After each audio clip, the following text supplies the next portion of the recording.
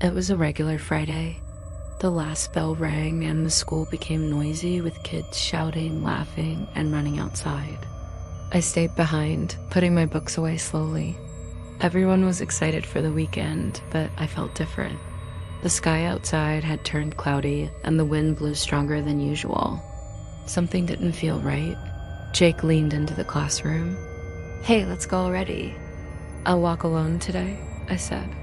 He looked confused but shrugged. "Okay, see you Monday."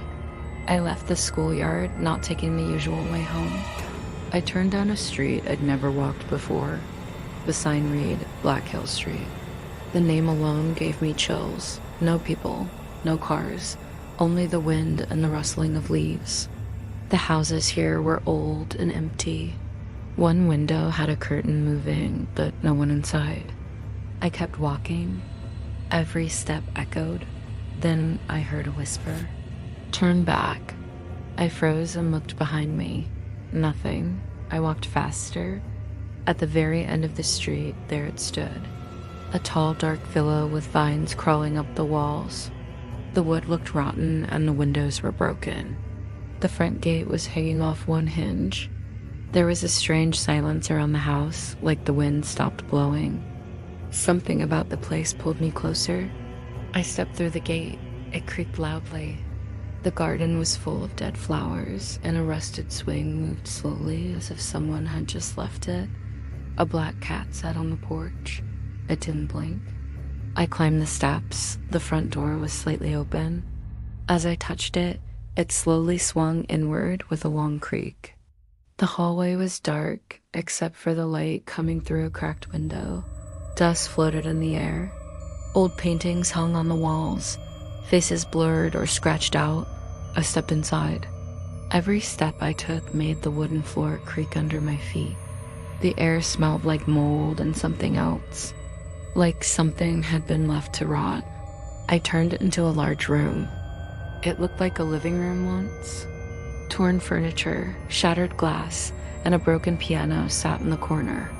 On a nearby table were photographs, black and white portraits of families. But every single person had no face, just blank shapes.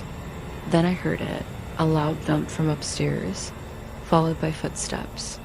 I held my breath. The steps were slow. Getting closer, I backed up toward the door, but it slammed shut. I was trapped. I ran. I didn't look back. The stairs creaked as something came down them. I could hear the slow, heavy breathing. I grabbed a chair and threw it at the window. The glass shattered, and I climbed out, cutting my arm a little. I jumped into the garden and ran through the gate. Behind me, I heard a voice. "You can't leave." I didn't stop. I ran until I reached my street. At home, I locked every door and window. My parents weren't home yet. I sat in my room, shaking. Maybe it was a dream. Maybe I imagined it all.